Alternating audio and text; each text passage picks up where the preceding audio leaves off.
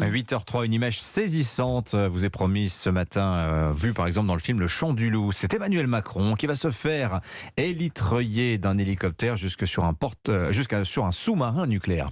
Oui, le chef de l'État est attendu sur la base navale de Toulon dans le Var ce matin. Il présentera la revue stratégique de la France pour 2030, c'est-à-dire les défis majeurs auxquels le pays doit faire face sur fond de guerre en Ukraine. Emmanuel Macron doit également acter la fin officielle de l'opération Barkhane, des annonces importantes pour la défense française et que le président a à cœur de mettre en scène, Jacques Serret.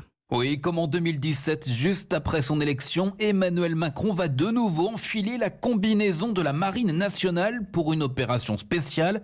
Il y a 5 ans, il était élitreuillé au large de Brest sur le sous-marin Le Terrible. Cet après-midi, le locataire de l'Elysée grimpera encore à bord d'un hélicoptère pour s'envoler cette fois au-dessus de la Méditerranée et descendre accroché à un harnais sur le sous-marin Le Suffren au large de Toulon.